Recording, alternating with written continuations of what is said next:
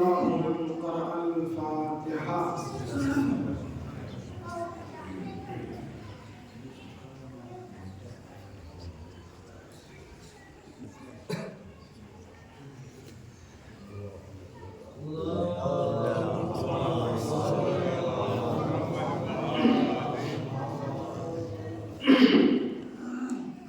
حسبنا الله ونعم الوكيل ونعم المولى ونعم النصير. ما شاء الله لا حول ولا قوة إلا بالله العلي العظيم. أعوذ بالله من الشيطان الرجيم. بسم الله الرحمن الرحيم.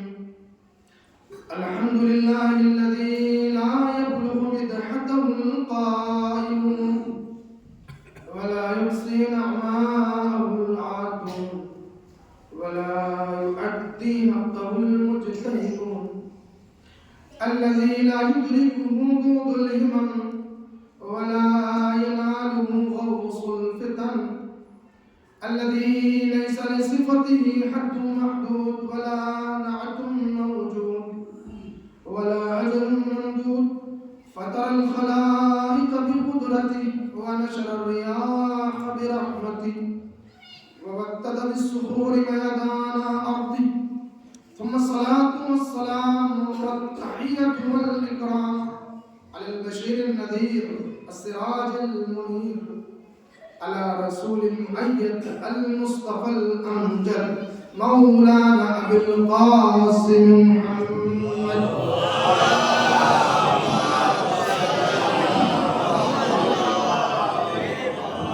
وعلى أهل بيته الطيبين الطاهرين المعصومين المظلومين لا سيما على بقية الله في الأرض. لعنة الله على أعدائهم أجمعين من الآن إلى قيام يوم الدين. أما بعد فقد قال الله تبارك وتعالى في القرآن الحكيم وهو قوله الحق. بسم الله الرحمن الرحيم. إنا أعطيناك الكوثر فصل لربك وانحر إن شانئك هو الأبتر. صلاة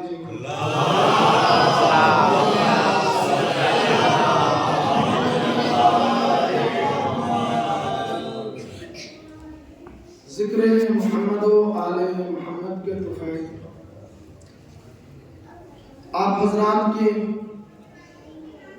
بارگاہ میں پہلی مرتبہ حاضری کا شرف نصیب ہوا. میں صمیم قلب سے آپ حضرات کی خدمت مبارک میں ہدیہ سلام پیش کرتا ہوں. السلام علیکم ورحمۃ اللہ وبرکاتہ. میں نے قرآن مجید کے ایک انتہائی مشہور و معروف سورہ مبارکہ جس کو بطور سرنامہ سخن تلاوت کرنے کی سعادت حاصل کی. اس کا نام نامی سورۃ الکوثر ہے اور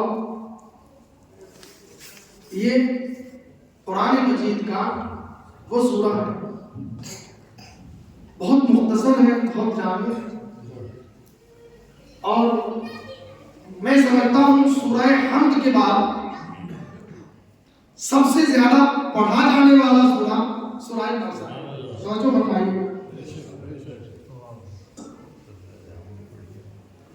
اتنا آسان ہے یہ بچوں کو بھی یاد ہو جاتا ہے اور اگر کوئی شخص کتنا بھی کند ذہن کی نہ ہو اسے بھی یاد ہو جاتا ہے.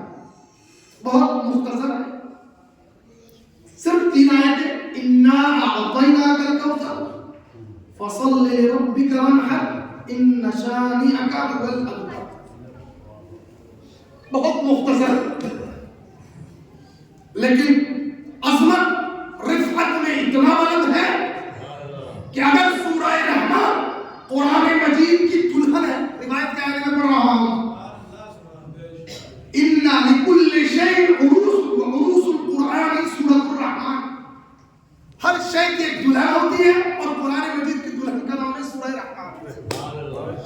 اگر سورہ رحمان قرآن کی دلہن ہے تو اس دلہن کے ماتھے کا نور سورہ کوثر ہے.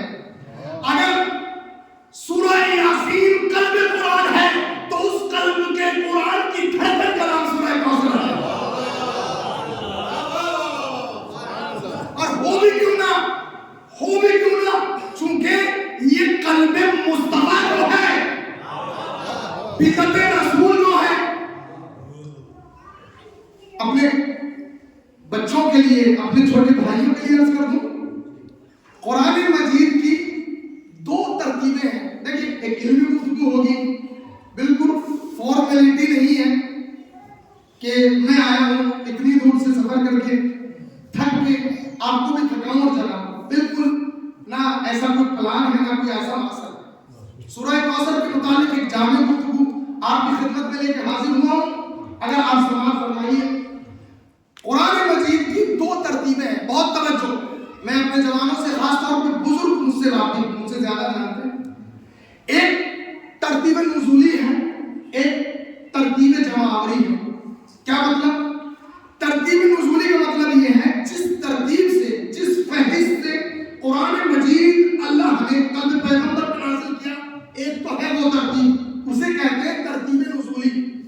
ترتیب نزولی میں سب سے پہلا سورہ کون سا ہے؟ اقرأ بسم ربک الذی خلق. لیکن جو قرآن ہے آپ کھول کے دیکھیے تو پہلا سورہ کون سا ہے؟ بتائیے گا کوئی؟ کون سا ہے؟ سورہ فاتحہ.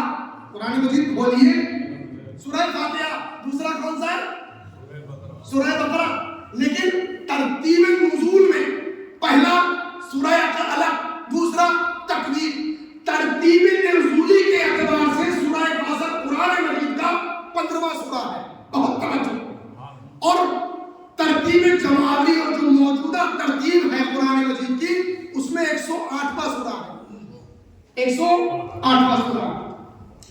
بعض علماء کے متعلق یہ کہتے ہیں کہ سورہ حمد کی طرح سورہ کوثر بھی 2 مرتبہ نازل ہوا. بہت توجہ.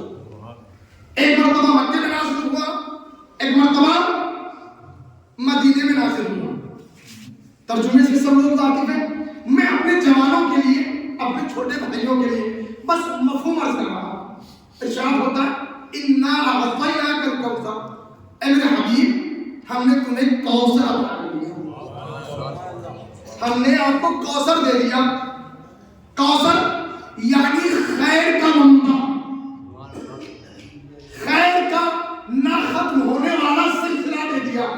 تو پروردگار تیرا شکر ہے. کیا کریں؟ فصل لربک وانحر. اب آپ نمازیں پڑھیے، قربانیاں دیجیے.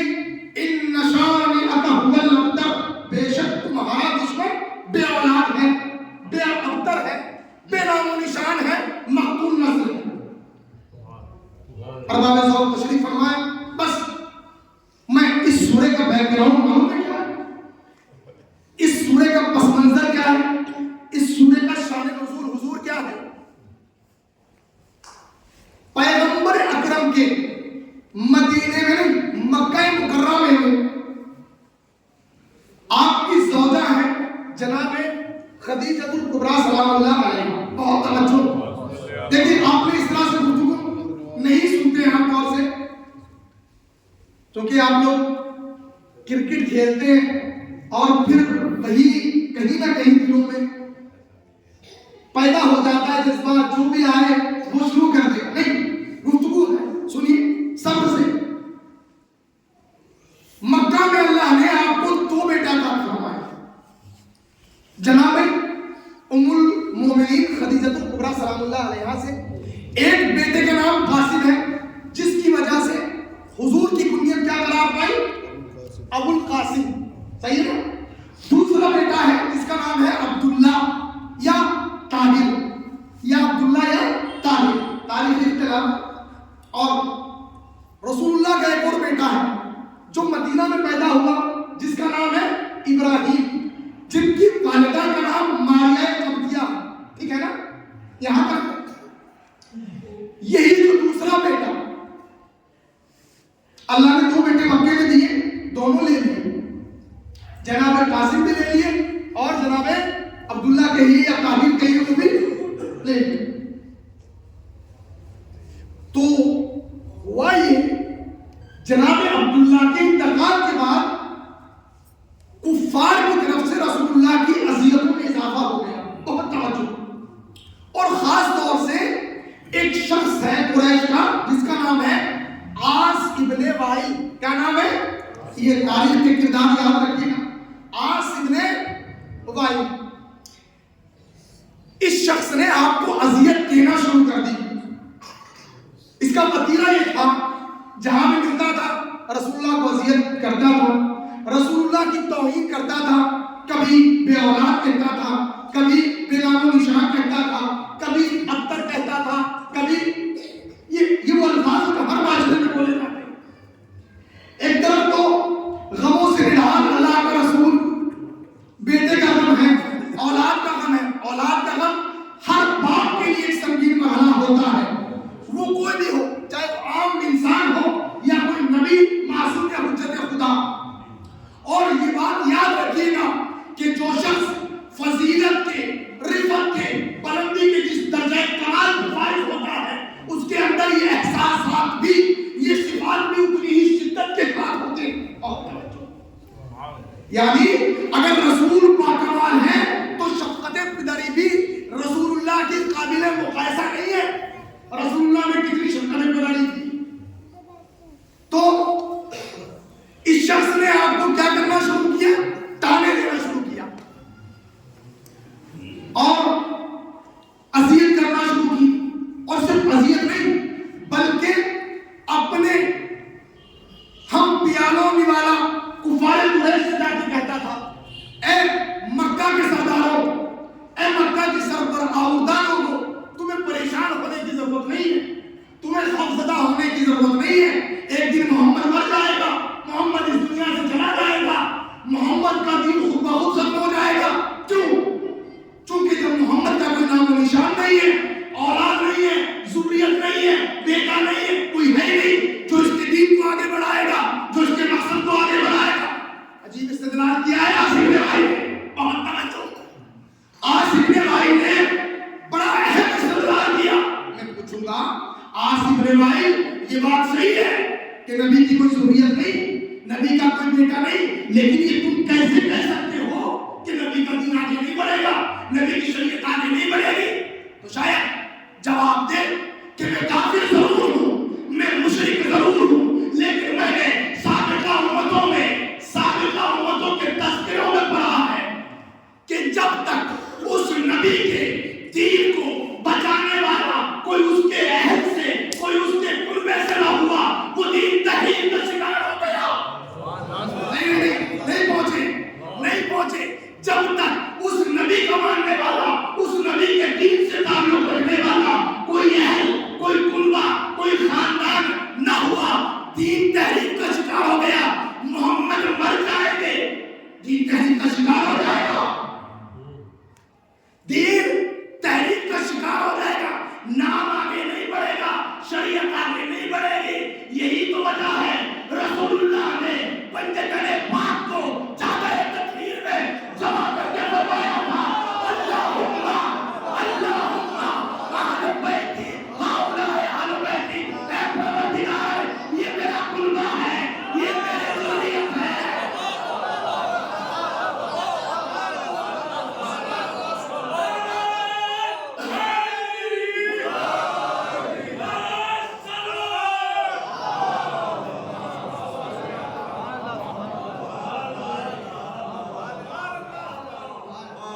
یہ میرا قربہ ہے, یہ میری ضروریت ہے, یہ میری اولاد ہے. عاص ابن وائل استدلال کر رہا تھا. اچھا آئیے تھوڑا سا سورہ کی آگے بڑھتے ہیں, تھوڑا سا ترتیب.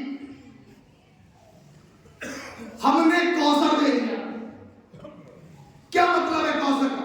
میں پوری طالب علمانہ ذمہ داری کے ساتھ عرض کر رہا ہوں. مفسرین کی کتابوں کو چھان لیجیے, مطالعہ کیجیے, تحقیق کیجیے. کوثر کے معنی, اور میں جس کتاب سے پڑھ رہا ہوں میں حوالہ دے رہا ہوں, علامہ طباطبائی رحمت اللہ علیہ کی تفسیر المیزان سے پڑھنے لگا ہوں. علامہ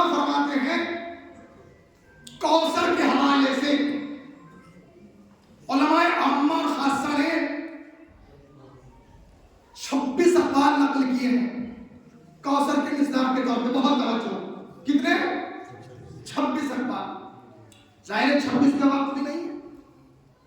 بس میں مشہور اقوال، پہلا قول یہ ہے کہ جو رسول اللہ کو فرمایا گیا ہے اِنَّا أَعْطَيْنَاكَ الْكَوْثَرَ، اے حبیب ہم نے آپ کو کیا دے دیا؟ کوثر دے دیا. کہ اس کوثر سے مراد عرش الہی کے نیچے جنت میں بہنے والی وہ نہر ہے جو رسول اللہ کو پروردگار نے دی ہے اور اس سورے کو نازل کر کے اس کی بشارت دی ہے. ایک قول. دوسرا قول یہ ہے کہ کوثر سے مراد آپ کی پاک ذریت ہے. دو قول. تیسرا قول، بعض مفسرین بڑے فراخ دل تھے، انہوں نے یہ کہہ دیا، آپ کی ذرافتوں کا امتحان ہے، انہوں نے یہ کہہ دیا کہ کوثر سے مراد رسول اللہ کے صحابہ اور ان کی امت ہے. چوتھا قول کہ کوثر سے مراد آپ کی نبوت ہے. پانچواں قول کہ اس سے مراد دین ہے. بس میں نے یہاں 5 میں نے نبی. علامہ طباطبائی فرماتے ہیں کہ پہلے 2 قول، پہلا کون سا ہے؟ مصداق کوثر یا جنت کی وہ نہر ہے یا پاک ذریت ہے. پاک ذریت یعنی حضرت فاطمہ زہرا کا احادیث میں، روایات میں ان کے علاوہ کسی قول کی تائید نہیں ہوتی. واضح ہے بات؟ آگے بڑھو. احادیث میں تائید ہوتی ہے صرف ان 2 اقوال کی. تو پھر یہ اتنے قول کہاں سے آئے؟ علامہ جواب سنیے. علامہ فرماتے ہیں اگر اس سورے کے آخری حصے کو دیکھیے، کیا فرمایا؟ اِنَّ شَانِئَكَ هُوَ الْأَبْتَرُ، اے رسول آپ کا دشمن بلا و نشان ہے. اگر اس پہ غور کر لیا جائے تو سارے قول باطل نظر آئیں گے. میں کیا کہہ رہا ہوں؟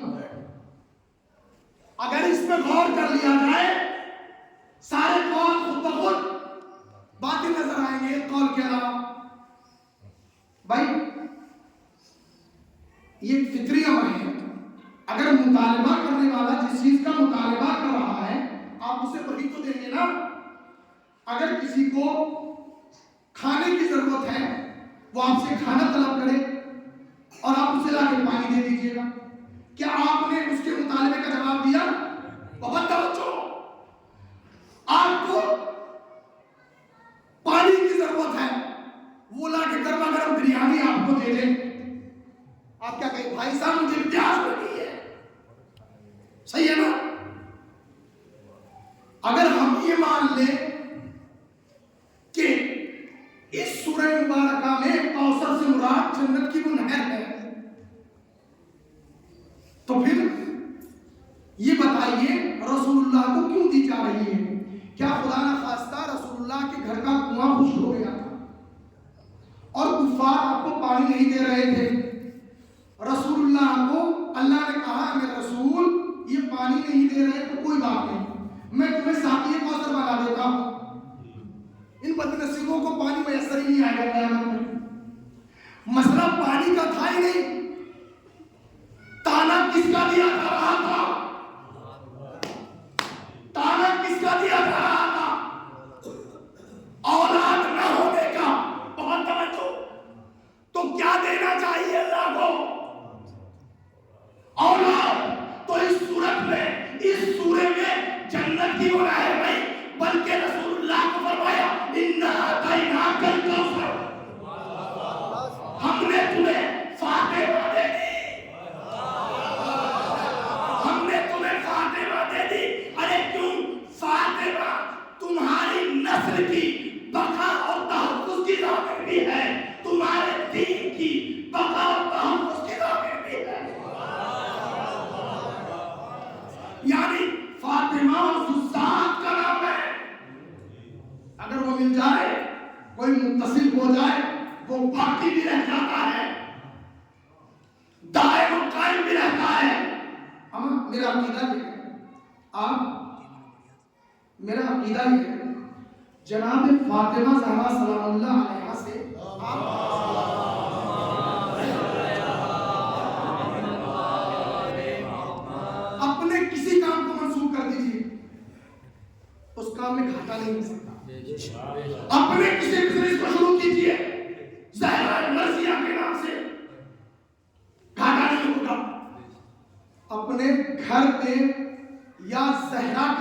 تعالیٰ نے زلزلہ نہیں لا سکتا، چونکہ فاطمہ استعارہ ہے بقرہ کا۔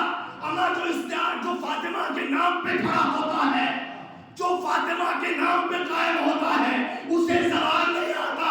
اللہ مجھے کہنے دیجئے ایران کا وہ اسلامی انقلاب جو یہاں زہرا کہتے شروع ہوا ہو، اسے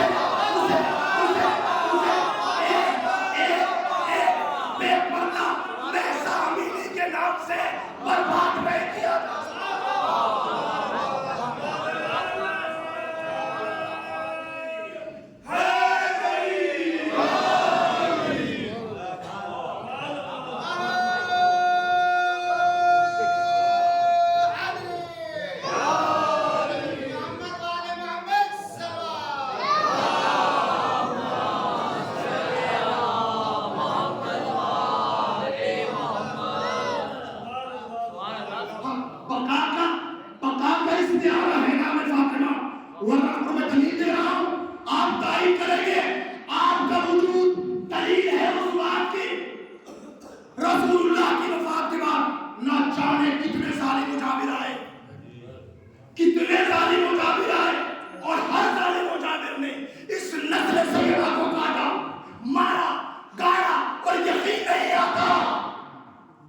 تو بخارا اور بغداد کی لال دیواریں آج بھی گواہ ہے۔ اما حکومت بھی بدلتی رہی، طریقہ نہیں بدلا۔ آپ بنی امیہ کی حکومت کا مطالعہ کر لیجئے، بنی عباس کی حکومت دیکھ لیجئے، ترک و تاتار دیکھ لیجئے، مغل سلاطین دیکھ لیجئے، سب نے اس نسل فاطمہ کو مارا، قتل کیا، لیکن اللہ نے ٹکڑی پر قبضہ کیا ہے۔ آج بھی فاطمہ کا بیٹا پردہ غیب میں موجود ہے، جب تک نہیں آئے گا قیامت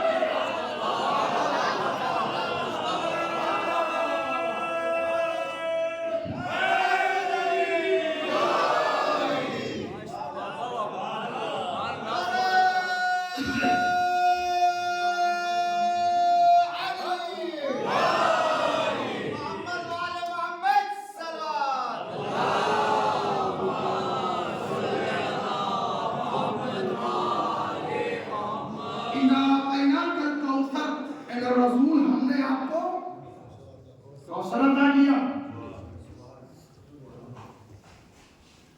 فصل لربک وانحر، نمازیں پڑھیے، قربانیاں دیجیے۔ اچھا ایک مسئلہ ہے، اگر اجازت ہے سنگین، لیکن بہرحال میرا دل چاہ رہا ہے اگر آپ کی زمان کے کردار دیپ ہے، دقیق ہے، اگر آپ میرا ساتھ دیں تو میں شاید اس روح سے سورہ کوثر پڑھ کر گفتگو ممکن ہے آپ نے سنی ہو۔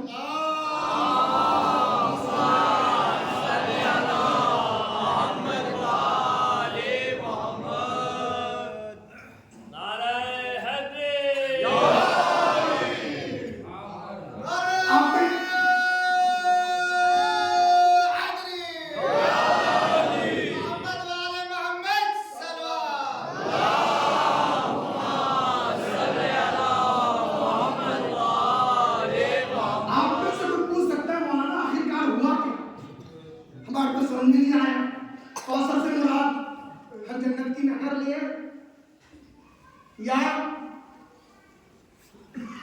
حضرت فاطمہ زہرا نے آخر ہے کیا؟ عرفہ جانتے کسے کہتے ہیں؟ عارف عرفہ وہ لوگ ہوتے ہیں جو تزکیہ نفس کے ذریعے حقائق کے عالم تک پہنچتے ہیں۔ ڈیپ بحث ہے، اگر کہیں تو اس کو چھوڑ دو، حقائق کے عالم تک پہنچتے ہیں۔ وہ کیسے ان کا استدلال یہ ہے کہ دیکھیں کوثر کا ایک عکس ہے اور ایک حقیقت ہے۔ جیسے میں مثال سے واضح کروں، شاید میرے بچے میرا ساتھ دیں، عرش اعظم کی بالکل نیچے بیت معمور ہے۔ کیا ہے یہ؟ عرش اعظم ہے۔ عرش اعظم کے نیچے کیا ہے؟ بیت معمور۔ بیت معمور کے نیچے کیا ہے؟ خانہ کعبہ۔ صحیح ہے؟ یعنی خانہ کعبہ کی حقیقت بیت معمور میں ہے، بیت معمور کی حقیقت عرش ہے، تبھی تو بیت اللہ کہتے ہیں، تبھی تو بیت اللہ کہتے ہیں، کیا ہے؟ عرش۔ وہی کہتے ہیں کوثر کا اصل وجود جناب فاطمہ زہرا ہے، اور وہ کوثر اس حقیقت کا عکس ہے، باطن ہے، تجلی ہے، نور ہے۔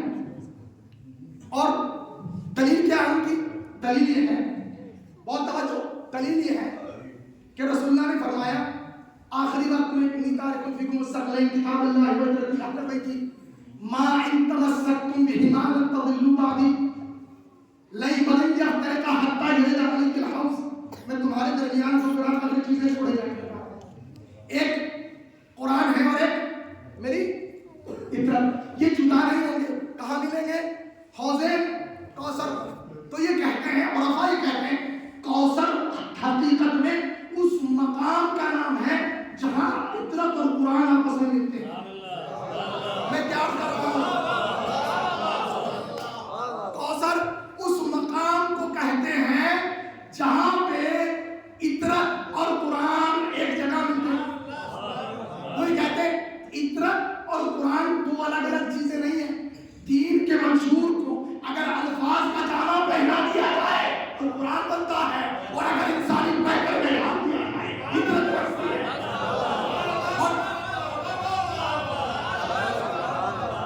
اور فاطمہ اس وجود کا نام ہے، اور دونوں کی طرف فطرت کی غرض کیا ہے؟ ہدایت۔ قرآن کی غرض کیا ہے؟ ہدایت۔ دونوں کے دونوں ہدایت کے لیے نا۔ تو عرفاء کہتے ہیں در حقیقت کوثر استعارہ ہے جناب فاطمہ زہرا سے، چونکہ جو چیز فطرت کو رسول اللہ سے متصل کرتی ہے اس ذات کا نام ہے جناب فاطمہ زہرا۔ میں کلام کر گیا، ہماری فطرت نسل سادات نسل رسول اللہ کیسے ہوئی بتائیے؟ کیسے ہوئی؟ جناب فاطمہ زہرا کے ذریعے۔ عرفاء یہی تو کہتے ہیں جناب فاطمہ زہرا وہ کوثر محمدی ہے جو فطرت کو اور رسول اللہ کو ملاتی ہے۔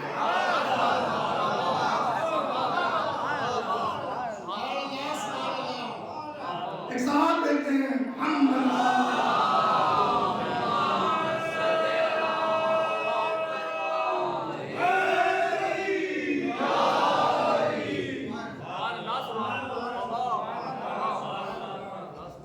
اچھا رابطہ ہے، بس فرق کیا ہے؟ تعبیر۔ اور دیکھیں میں عرفاء کی باتیں کر رہا ہوں، وہ کہتے ہیں صرف تعبیر الگ ہے، الفاظ الگ ہے، ورنہ حقیقت ایک ہے، ایک حقیقت ہے۔ اگر دنیا میں وہ کوثر آئے جناب فاطمہ ہے، وہی کوثر آخرت میں جائے، وہی نہر ہے۔ ہمیں کوثر کی خاصیت کیا ہے؟ کوثر کی خاصیت یہ ہے جب قیامت میں کوئی ناقص الخلقت شخص بھی جائے گا نا اور کوثر کا جام پیے گا، وہ کامل بن جائے گا، وہ کامل بن جائے گا۔ بس شرط یہ ہے کہ اس شخص نے اس دنیا میں محبت کوثر محمد کا جام پیا۔ اور میری میں آپ کی پوری ذمہ داری سے کہہ رہا ہوں، سبحان اللہ، ہر شخص کو کوثر کا پانی پینا چاہیے۔ آپ کہیں مولانا آئے گا کہاں سے؟ تو روایات میں ہے اس دنیا میں کوثر کے دو سوتے ہیں، دو دھارے ہیں۔ ایک سوتے سے چاہے زمزم بن رہا ہے اور ایک سے نہر فرات بن رہی ہے۔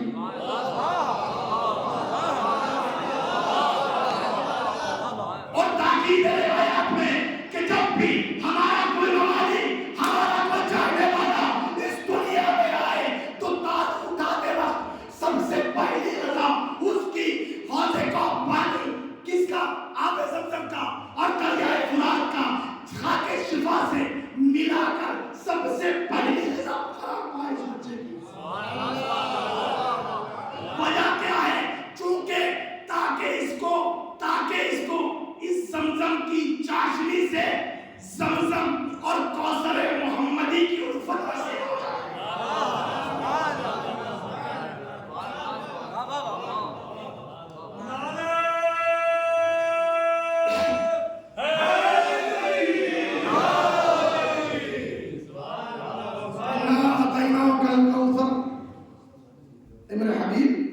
ہم نے آپ کو کوثر دیا. بہت سارے مطالب چھوڑ رہا. کوثر دیا کیوں؟ فصل لربک وانحر. اب نمازیں پڑھو. اچھا ایک عربی کا سسٹم ہے لینگویج کا مولانا. میں اگر اس کی طرف متوجہ کروں شاید آپ کوثر کو سمجھ سکیں. حقیقت کوثر تو سمجھ میں نہیں آئے گی, تھوڑا سا اندازہ کرنا. کوثر کس چیز کا صیغہ ہے؟ روٹ ورڈ کیا ہے؟ مصدر کیا ہے؟ روٹ ورڈ تو جانتے ہوں گے, الفاظ میں روٹ ورڈ ہوتا ہے, صحیح ہے نا؟ مثلا کہیں پلے کس چیز سے ہے تو اس کا روٹ ورڈ بھی کوئی پلے ہوگا مثلا, صحیح ہے نا؟ تلاوت کا کیا ہے؟ عربی میں بھی ایسے ہی روٹ ورڈ بیس سوال ہے. کوثر پر وزن ہے فعل, صیغہ مبالغہ ہے. کثرت کا مبالغہ کو کوثر کہتے ہیں. کثرت یعنی فضولی, تعداد, اضافہ, صحیح ہے نا؟ اس کے اپوزٹ کیا ہے؟ قلت, کمی, صحیح ہے نا؟ صحیح ہے نا؟ قلت, کمی. اچھا آئیے قرآن میں کہا ہے وما اوتیتم من شیء فمتاع حیات الدنیا. قرآن مجید کی آیت ہے, اے رسول مومنین کو خطاب ہے, وما اوتیتم من شیء فمتاع الحیات الدنیا. جو کچھ تمہیں دیا گیا ہے اس دنیا میں یہ متاع دنیا ہے, وزینتھا, اور اس کی زینت, ضرورت ہے اور زینت ہے. جو کچھ بھی اللہ نے, بہت توجہ, جو کچھ بھی اللہ نے دیا ہے وہ زینت ہے اور ضرورت ہے. اور پھر کہتا ان تعدوا نعمت اللہ لا تحصوها. ہم نے جو کچھ دیا ہے اگر تم گننا چاہو تو گن نہیں سکتے. ہاں دوسرے کے حصوں کا چھوڑ دیجیے, اپنے حصوں کا نہیں گن پاؤ گے. جن نہیں گن سکتے, انسان نہیں گن سکتے, کوئی بھی نہیں گن سکتا. پھر کہتا ہے فمتاع الدنیا قلیل. تیسری آیت پڑھ دی میں نے, اور جو کچھ ہم نے دیا ہے اس کی تعداد اتنی ہے تم گن نہیں پاؤ گے. لیکن متاع الدنیا قلیل, یہ متاع دنیا میں رسول بہت کم ہے. البتہ یہ ہم پروردگار کی نسبت قلیل ہے, تمہاری نسبت کیا ہے؟ ان تعدوا نعمت اللہ لا تحصوها. تم گن نہیں سکتے, بہت توجہ, شمار نہیں کر سکتے. یعنی اللہ نے قلیل بتایا, اپنا کم بتایا. ہماری کم کا اندازہ کرو, ہمارا کم کیا ہے؟ اگر جن چاہے, اس چاہے, دونوں مل کے چاہے تو گن نہیں سکتا, شمار نہیں کر سکتا. مجھے کہنے دیجئے جب اللہ کا قلیل ایسا ہے جس کو نہ جن گن سکے جائز گن سکے, تو پھر اس کا کثیر کتنا ہوگا, اور جس کا کثیر اتنا ہو اس کی کوثر کی برکت.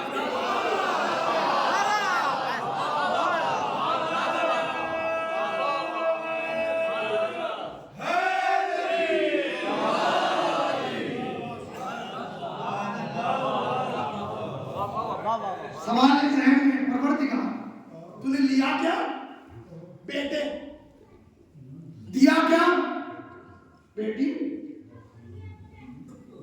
لیا کیا؟ بیٹے. دیا کیا؟ اچھا یہ فطری امر ہے. جب اللہ سے کوئی اولاد مانگتا ہے تو کیا مانگتا ہے؟ اللہ مجھے بیٹا دے دے. مولانا سے دعائیں بھی کرائی جاتی ہے, مولانا دعا کر دیجیے اولاد نرینہ ہو جائے, ہے نا؟ اچھا یہ ہماری بات نہیں ہے, ہم تو عام لوگ ہیں. نبیوں نے بھی جب مانگا بیٹا مانگا, سورہ مبارکہ صافات ارشاد ہوتا ہے رب ہب لی من الصالحین. جناب ابراہیم 86 برس کے عمر, شیخ الانبیاء, پروردگار مجھے ایک صالح بیٹا عطا کر دے. جناب زکریا بوڑھے ہو گئے, فرمایا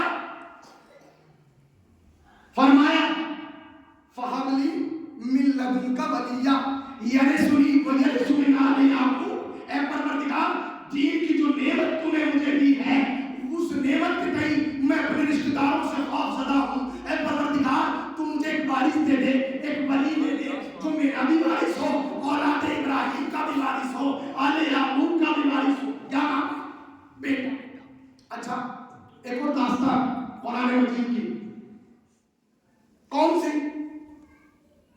سورہ آل عمران میں تذکرہ ہے جناب مریم کا.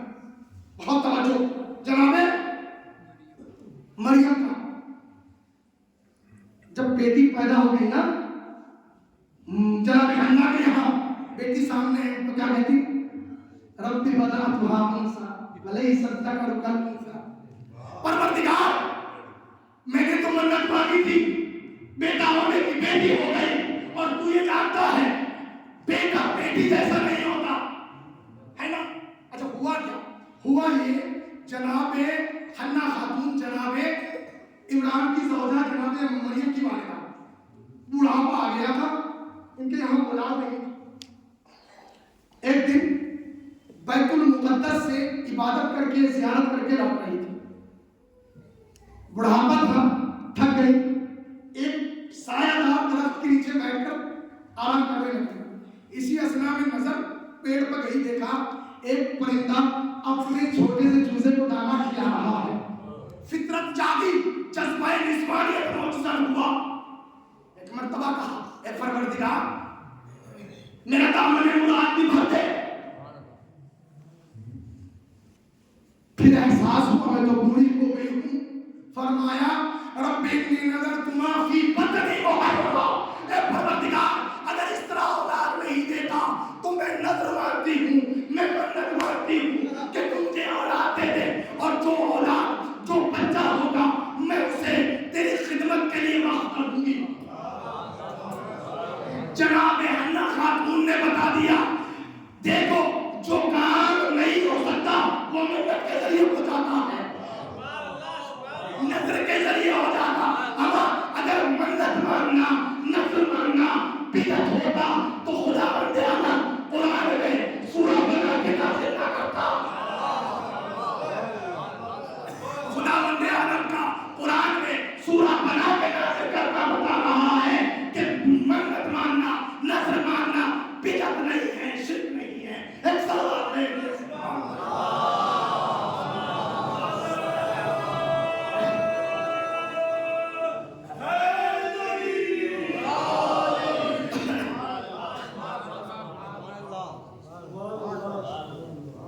پروردگار یہ تو بیٹی ہو گئی, کیا کروں میں نے تو. اچھا جناب حنا نے الفاظ میں یہ نہیں کہا تھا مجھے بیٹا دے دے, کہا تھا رب انی نظرت, مولانا تشریف فرمائے, رب انی نظرت ما فی بطنی محررا. جو کچھ میرے یہاں بچہ ہوگا میں تیرے گھر کے لیے وقف کر دوں گی. اچھا کیا کہا, نظر تمہاری اللہ سے, وسیلہ کس کو قرار دیا, اللہ کے گھر کو, بیت کو. بہت توجہ, جناب حنا خاتون نے نظر کی کس کے لیے, اللہ کے لیے. وسیلہ کس کو قرار دیا, بیت کو, اللہ کے گھر کو, بیت المقدس کو. بی بی نے بتا دیا کہ جب بیت کے وسیلے سے اولاد مانگی جا سکتی ہے تو کیا ہے بیت کے وسیلے سے دعائیں قبول ہیں.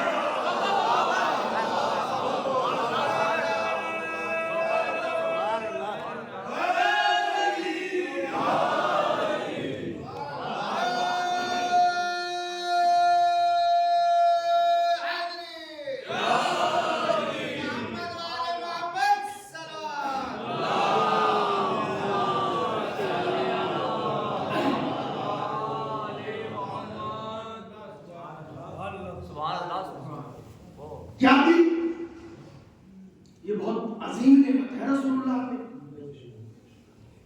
اور رسول اللہ پہ بہت عظیم نعمت ہے جناب فاطمہ. اور جتنی نعمت عظیم ہوتی ہے اس کا شکریہ بھی اتنا ہی عظیم ہوتا ہے. بہت توجہ, جتنی نعمت بڑی ہوگی شکریہ بھی تو بڑا ہوگا. بہت توجہ. رسول سے کیا کہا, فصل لربک وانحر, نمازیں پڑھائیے. میں کیا کر رہا ہوں, نمازیں پڑھائیے, اتنے میں کام نہیں چلے گا. جب فاطمہ دی مطالبہ کس چیز کا ہوا, نمازیں پڑھائیے, کثرت سے نمازیں پڑھائیے, چونکہ ہم نے کوثر دیا, ہم نے. اچھا ایک دن اسی رسول کو اللہ نے کہا تھا یا ایھا المزمل قم اللیل الا قلیلا، اے میرے کملی اور ہونے والے حبیب راتوں کو ذرا مختصر عبادت کیا، ہاں مختصر عبادت کیا کرو۔ اچھا قرآن مجید کا ایک تاریخ اسلام کا ایک ایسا موقع ہے جسے خدا بند عالم نے فتح مبین کے نام سے یاد کیا، بہت توجہ بہت توجہ، وہ کیا ہے؟ فتح مبین، فتح مکہ، کیا ہے؟ فتح مکہ، انا فتحنا لک فتحا مبینا، اے میرے حبیب ہم نے آپ کو واضح فتح دی۔ اور اس میں کیا کہا؟ سورہ نصر پڑھی، اذا جاءک نصر اللہ والفتح ورأیت الناس یدخلون، میں قرآن سے پڑھ رہا ہوں، اپنے باپ کے گھر سے نہیں پڑھ رہا ہوں، اذا جاءک نصر اللہ والفتح ورأیت الناس یدخلون فی دین اللہ افواجا فسبح بحمد ربک واستغفر انہ کان توابا۔ اے میرے حبیب جب آپ دیکھیں کہ خدا کی طرف سے مدد اور نصرتان پہنچی اور لوگ جھوٹ در جھوٹ دین میں داخل ہو رہے ہیں، اتنا بڑا مقام ہے رسول کے لیے دین میں داخل ہونا، کیا فرمایا؟ فسبح بحمد ربک واستغفر، اے میرے حبیب بس تسبیح پڑھیے اور استغفار کیجئے۔ میں کیا کر رہا ہوں؟ میرے حبیب تسبیح پڑھیے استغفار کیجئے، بس کافی ہے۔ لیکن جب فاطمہ کو دیا کیا فرمایا؟ جس رسول سے کل یہ کہا تھا اے میرے رسول نمازیں کم کر دیجئے، عبادتیں کم کر دیجئے، کیا کہا؟ فصلی لربک وانحر، اے میرے رسول اتنے میں کام نہیں چلے گا، نمازیں پڑھائیے۔ فاطمہ صاحب کا نام ہے جس کا وجود نماز میں برکتوں کا باعث ہوتا ہے۔ ہمیں اپنے کردار کا جائزہ لینا چاہیے، اپنے کردار میں جھانکنا چاہیے۔ سینہ ٹھوک کے فاطمی کہتے ہیں نمازوں کا حال کیسا ہے؟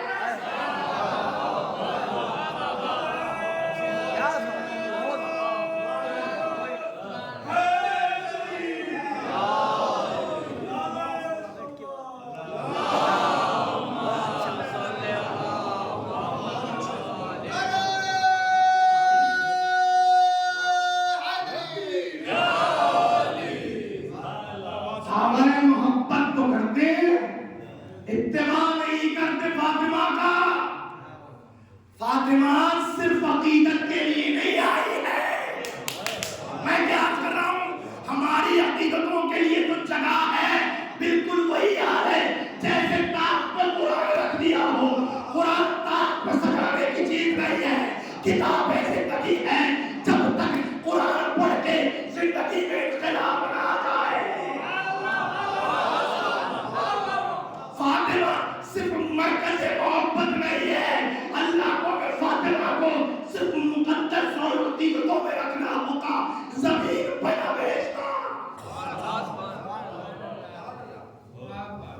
اگر رسول ہم نے کوثر دے دیا، فصل لربک وانحر ان شانئک هو الابتر، بے شک آپ کا دشمن ابتر ہے، بے اولادہ ہے، ناموں پہ نام و نشان ہے۔ علماء لکھتے ہیں اول تو بس آخری بات عرض کر رہا ہوں، اول تو جس نے رسول کو تانا ابتر دیا تھا، کیا نام تھا اس کا بھی بتایا تھا؟ کوئی بتا سکتا ہے؟ عاص ابن وائل۔ علماء کہتے ہیں پہلی بات تو یہ دنیا میں عاص ابن وائل کی کوئی اولاد نہیں ہے، اور اگر اولاد بھی ہے اس میں اتنی ضرورت نہیں وہ سرعام چوراہے پر کھڑے ہو کے کہہ سکے میرا باپ عاص ابن وائل تھا۔ اب میں دنیا کی بات نہیں کر رہا ہوں،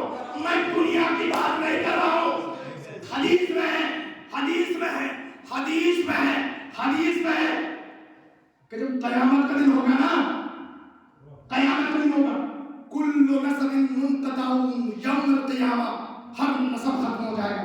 کتنا ہولناک منظر ہوگا، یوم یفر المرء من اخیہ وامہ وابیہ وصاحبتہ وبنیہ، جس ایک بھائی بھائی سے کہہ رہا ہوگا، زوجہ شوہر کو منہ دکھانے لائق نہیں ہوگی، بیوی مرد کی حمایت کرنے کو تیار نہیں ہوگی، بھائی بہن کی حمایت کرنے کو تیار نہیں ہوگا۔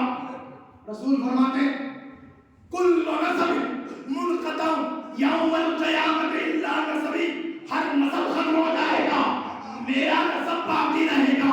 قیامت کے ہولناک عالم میں، قیامت کے محشر میں بھی کوئی کھڑا ہو کے کہے گا میں زیدی ہوں، میں عابدی ہوں، میں بخاری ہوں، میں عابدی ہوں، اور یہ کہے گا ارے نسل کوثر کو مٹانے والوں، تم میں سے محمد جس کا باپ ہو کھڑا ہو کے دعویٰ کرے گا۔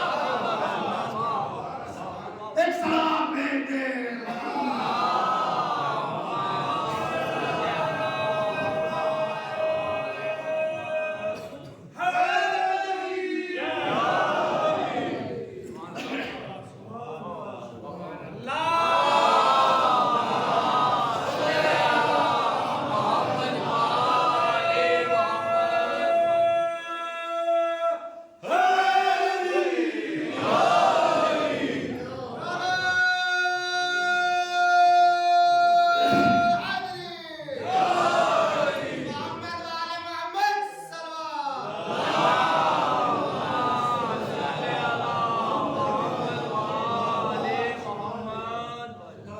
جناب حنا بیٹی کو لٹائے ہوئے کہ پروردگار نے یہ وضاحتها مسائل بیٹی ہو گئی ولیس الذکر کالانثی، ہاں بیٹی تو بیٹے جیسے نہیں ہوتی، یہ مقام لیا کیا بیٹے، دیا کیا ایک بیٹی، اور کیا کہا کوثر دے رہا، نسل کثیر دے رہا۔ اچھا پروردگار جناب حنا کہتی تو نے بیٹی دے دی ہے تو بس اسے پاک و پاکیزہ بھی بنا دی، بیٹی ہے نا، چونکہ اسے گھر سے دور جانا ہے، بیت المقدس میں رہنا ہے، مجاوری کرنی ہے، اور جناب مریم سے پہلے کوئی مجاوری عورت نہیں تھی، پروردگار سے پاک بنا، تو اللہ نے اعلان کیا ان اللہ اصطفاکی وطہرکی واصطفاکی سائر العالمین۔ اپنی روز کی زندگیوں میں قرآن کو پڑھیے، قرآن کو جتنا زیادہ پڑھیے گا صلہ پیدا ہوگی، قلب زندہ ہوگا۔ قرآن رکھنے کے لیے نہیں آیا ہے، ان اللہ اصطفاکی وطہرکی واصطفاکی علی نساء العالمین۔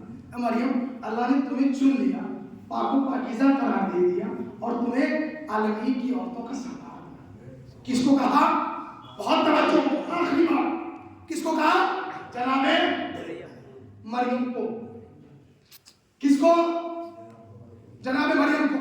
اے بی بی اللہ نے آپ کو چن لیا، آپ کو آخری فرد تک طیب و طاہر قرار دے دیا ہے نا۔ اچھا جناب مریم کے لیے تو اللہ نے کیا کہا؟ طیبہ کہا، طاہرہ کہا۔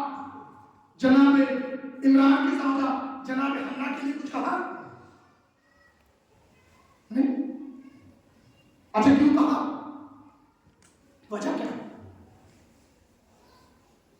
وجہ کیا ہے؟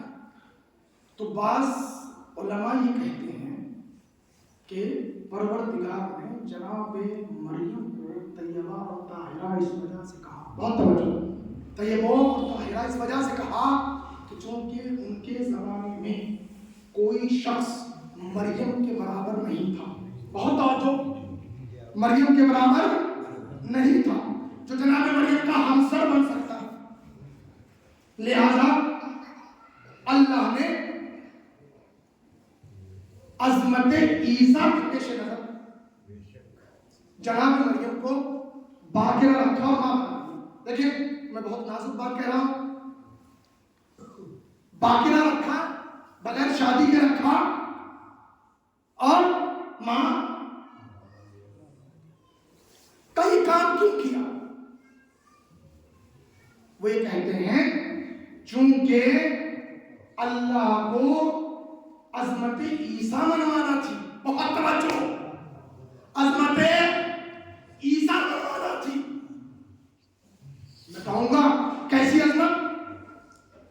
یہ کون سی عظمت ہے؟ بغیر باپ کے پیدا ہوئے.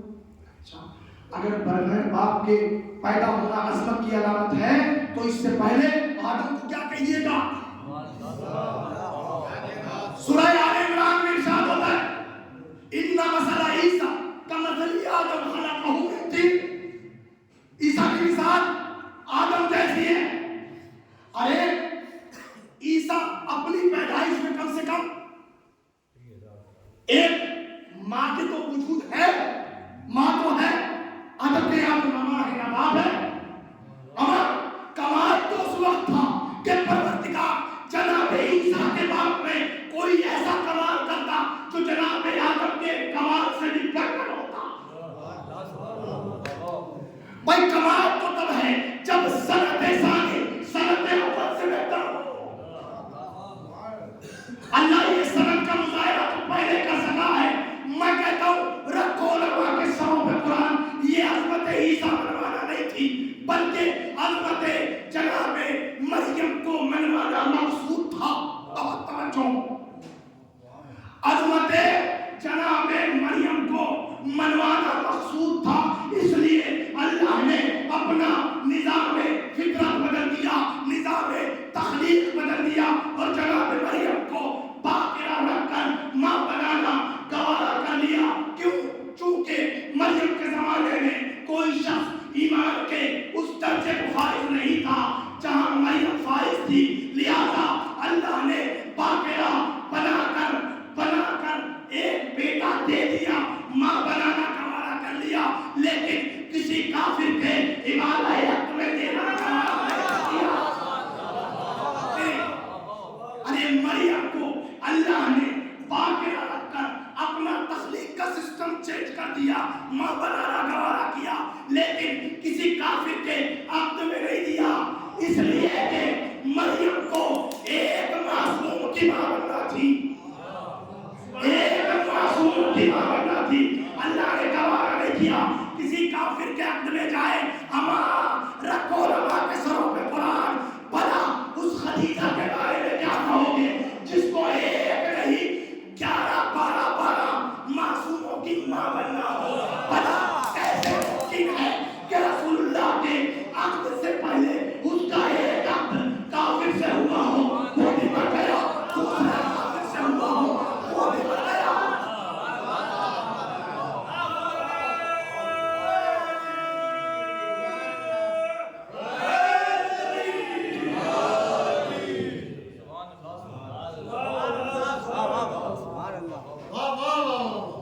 ایک اور بابا سے بلند سلوات بھیجیے محمد.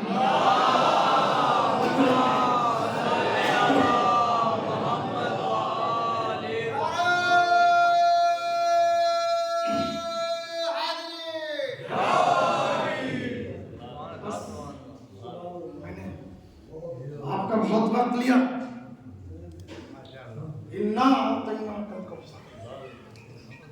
رسول ہم نے بہت مطالب چھوڑ دیے ہیں.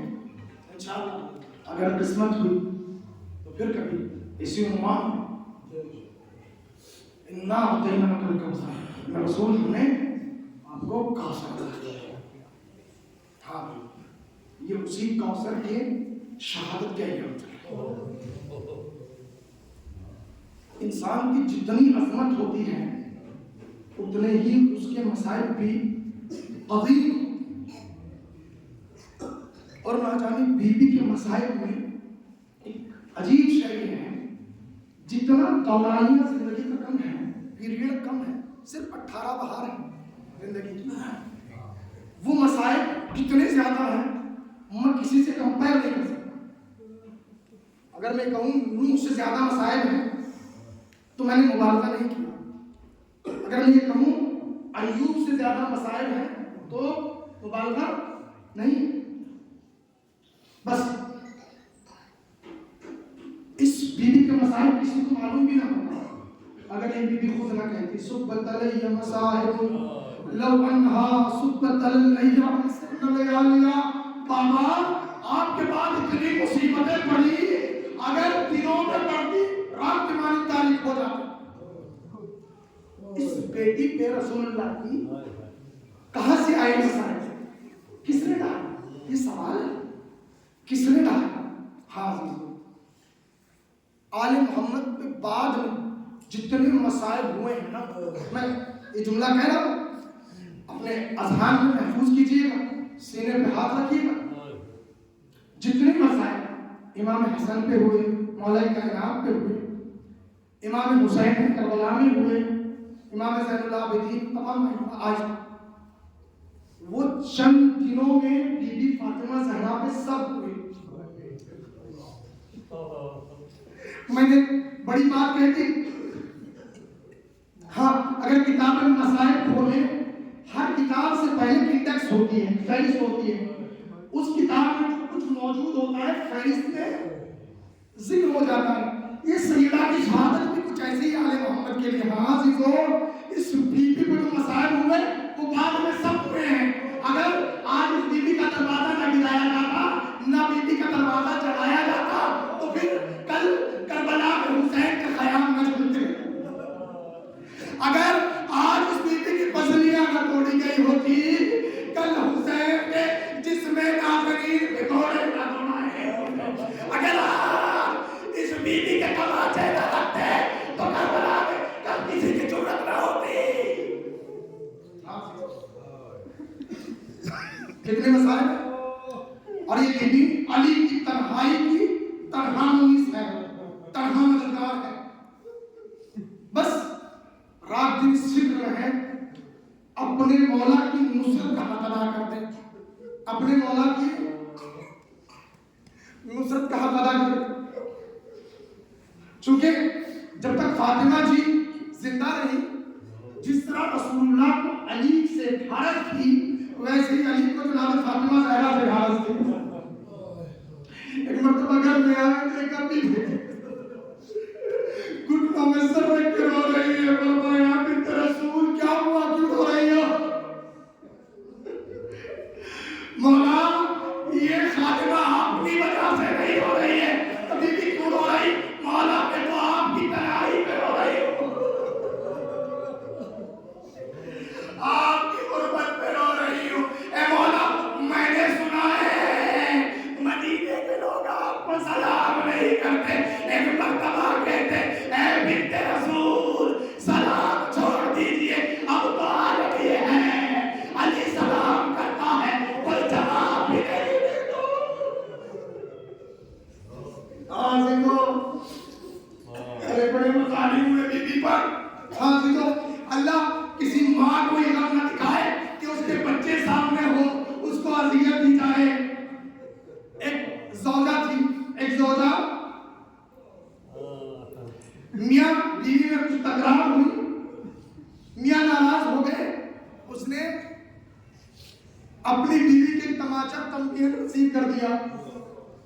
بیوی ناراض ہو کے اپنے مائکے چلی گئی. کچھ دن کے بعد منانے کے لیے محلے والے گئے، بیوی کے پاس بیٹھا، اس نے معافی مانگی. زوجہ مجھے معاف کر دیجیے، گھر چلیے. کہاں میرے شوہر ہیں، میں معاف کر دوں، گھر چلتی ہوں، لیکن بس آپ سے التجا ہے. کہاں بتاؤ کا شوہر نام التجا یہ ہے، اگر آپ کو کبھی غصہ آئے، آپ ناراض و تنبیہ کرنا چاہیں تو بس گزارش اتنی ہے میرے بچوں کے سامنے. ارے جب سے آپ نے مارا ہے میری بچی سہمی رہتی ہے. آئے کوئی ارے فاطمہ سے پوچھیے، ارے فاطمہ کا پہلو شکستہ ہو گیا، پسلیاں ٹوٹ گئی. حسن بھی دیکھ رہا ہے، حسین بھی دیکھ رہا، زینب کو کلثوم. حاضر ہو اکرمکم اللہ، اکرمکم اللہ. حاضر ہو یہ بیوی کی شہادت بڑی عظیم شہادت ہے. امیر المومنین کبھی نہیں روئے، یا کہ یاد خدا میں روئے ہیں، یہ زہرا کی اس شرائی پہ روئے. حاضر کیسا ماحول تھا مدینے کا، آپ توجہ کیجئے گا کیسا ماحول تھا مدینے کا. بیوی وصیت کر کے جاتی، مولا مجھے رات میں غسل دیجیے گا، رات میں کفن پہنائیے گا، رات میں میری میت اٹھائیے گا.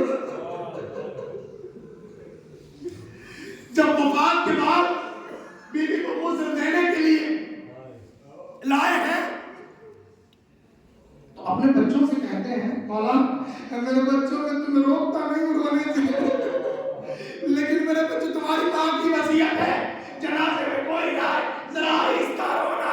ارے روایت یہ کہتی ہے بچے منہ میں آنسو دباتے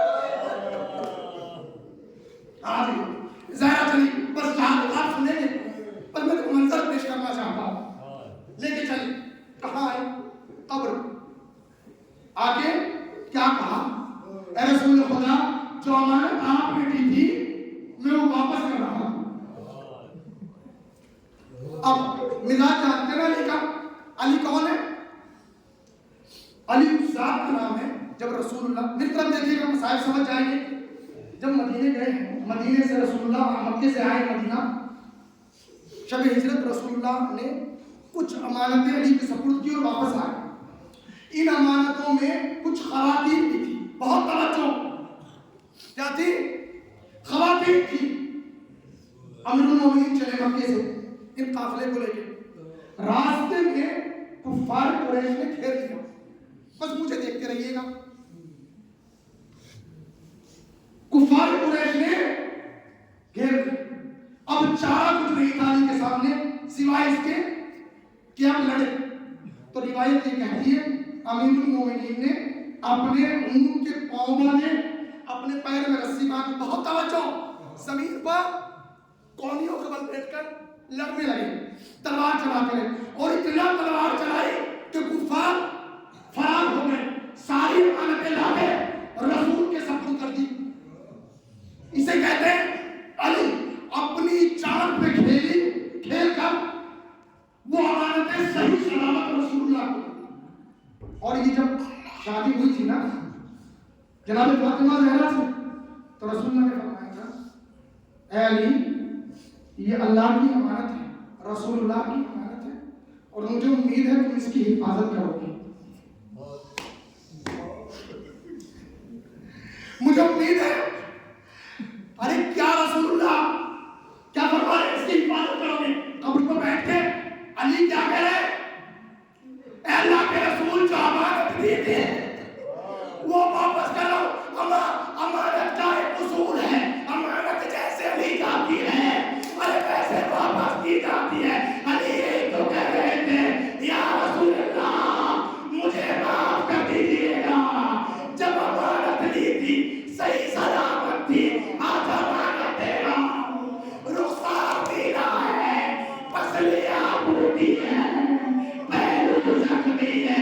اے رسول خدا اپنی بیٹی سے پوچھئے امت نے کیا سبوت کی۔ اللہ رحمت اللہ علیہ وسلم۔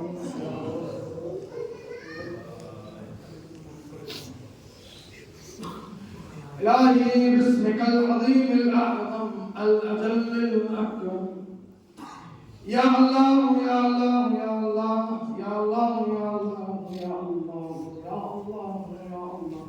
پروردگار تجھے واسطہ محمد آل محمد کا ہمارے اس ذکر کو قبول فرما۔ پروردگار تجھے واسطہ محمد آل محمد کا ہمارے دل میں محبت زہرا اور ان کی سیرت طیبہ پر چلنے کی توفیق ہمارے گناہ سجداؤں کا میرا کو معاف فرما۔ پروردگار تجھے نسل کوثر کا واسطہ دیتے ہیں، تو اس جنگ میں بے اولاد ہیں انہیں اولاد عطا۔ پروردگار جو صاحبان اولاد ہیں ان کی اولاد کو صالح بنا۔ پروردگار تجھے واسطہ محمد آل محمد کا ہمیں زیادہ سے زیادہ نیک اعمال کرنے کی توفیق عطا فرما۔ اے پروردگار تجھے واسطہ محمد آل محمد کا جن حضرات مجالس کی برگزاری میں دام درہم سبحان قدر کی حمایت کی ہے ان کی توفیقات میں اضافہ فرما، ان کے جائز حوائج کو پورا فرما۔ پروردگار تجھے واسطہ محمد آل محمد کا پرچم اسلام کو سربلند فرما، پرچم کفر و نفاق کو سربلند فرما۔ پروردگار تجھے واسطہ محمد آل محمد کا مظلومین فلسطین اور غزہ کی حمایت فرما۔ پروردگار تجھے واسطہ محمد آل محمد کا ہمیں امام زمان عجل اللہ تعالیٰ کو شریف کی ضرورت تعجیل فرما۔ حضرت عامہ